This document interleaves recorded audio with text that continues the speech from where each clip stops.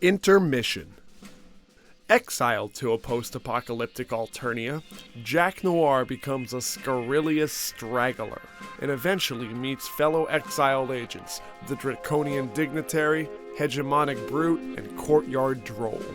These men form a gang called the Mignight Crew, and assume the monikers Spade Slick, Diamonds Droog, Hearts Boxcars, and Clubs Deuce. Their rival gang is known as the Felt, with 15 members themed after pool table balls, led by Lord English, an antagonist who has yet to be seen.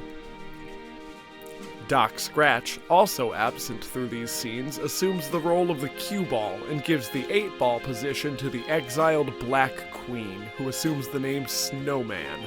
The rest of the numbers are occupied by mostly dumb thugs with various time-related powers, the most intelligent of whom has a crowbar that unhinges the mechanics of time.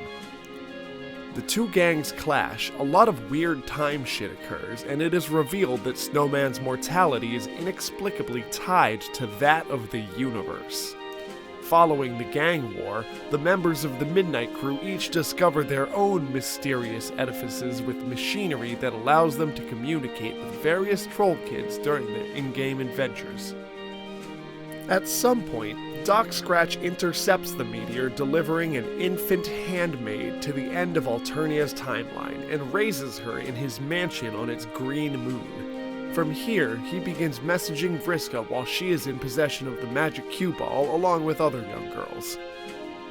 After giving up on coaching Carcat through his mysterious contraption, Slick visits Scratch in his mansion, keeping himself occupied with a bowl of candy while Scratch assumes the role of narrator, addressing the reader directly. Like, we're just chilling in the same room as Spade Slick as he stuffs his pockets with black licorice and attempts to burn the place down. A couple members of the Felt intervene and Snowman arrives on the scene. Her and Slick join in what can be described as a hateful embrace, and Scratch quickly diffuses the two and dismisses her. Spade Slick then destroys a mystical clock seemingly tied to Vriska's god-tier mortality, which Scratch is not okay with. While kicking Slick's ass, this guy spills his copy of the story all over the floor, and we have to read it in bits and pieces, believe it or not.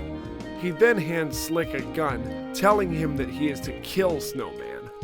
Once the story's pages are all sorted through, we meet a teenage version of the handmaid who has been going through an abusive upbringing and is about ready to begin her rampage at the beginning of time. Simultaneously, an adult handmaid returns from just having finished her rampage through time. During this tomfoolery, two epic battles commence, one between Spade Slick and Snowman, and the other between an adult handmaid and the Condess. The latter of the battles is seen as a changing of the guards, so to speak. Having served her purpose as Scratch and Lord English's agent of chaos, the handmaid accepts death in a duel against her imperious condescension who, with her kingdom in ruins upon her tardy return, will be made to serve as English's new tool. Hussey at some point dispels the notion that he is Lord English because that would be lame. While Scratch is explicating cultural history to us and the young handmaid, Hussey bursts in on the scene. That is to say, the author's self-insert avatar intervenes and throttles Doc Scratch right in front of our eyes and reclaims the role of narrator for the following scene. He then retrieves Homestuck Disc 2 from inside the Doctor's lifeless form, a faux essential piece in the telling of the story in its original format. Slick shoots Snowman, and her death results in the end of this universe. From Doc Scratch's body, Lord English emerges, a peg-legged, muscle-bound, crazy-eyed green skull monster with a strobe-trimmed overcoat, and he is immediately encased in a sarcophagus. He roars a vast honk, fulfilling an end-time prophecy of the religion followed by the high-blooded Juggalo trolls. From here, he starts destroying all of Paradox Space with Rainbow Tsunami Breath, AK-47 cane, and Magnum Baton, leaving flashy spiderweb cracks in the window-like fabric of existence. We're not going to see him for a long while, but this is the final boss right here, and such is made clear pretty early on. The Condess escapes the universe's end to traverse the furthest ring of paradox space, alone on her flagship. The author rescues Slick and nurses him back to health in his mansion in a separate, irrelevant universe, and is then killed by Lord English. Slick survives, picks up an AK-47 that English has dropped, takes command of the Felt, and absconds into the future.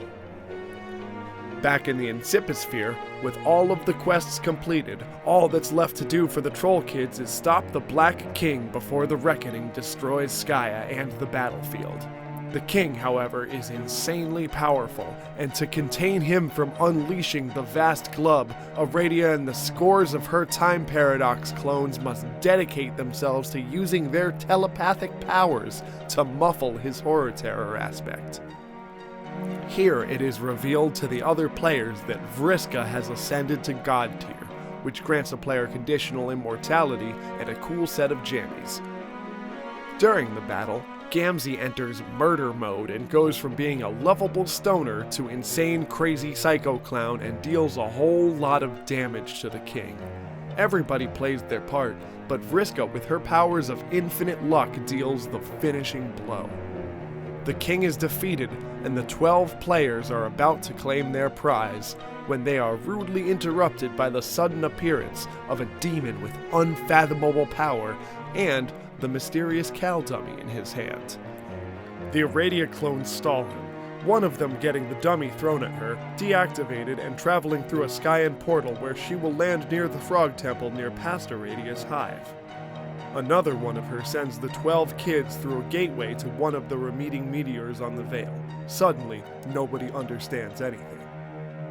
This meteor happens to be the one where Karkat ectobiologically created his friends and their ancestors, and it is quite large, with all kinds of hidden rooms and passageways. With only one Aradia bot left, she records the events from the battle with the Black King leading up to this point.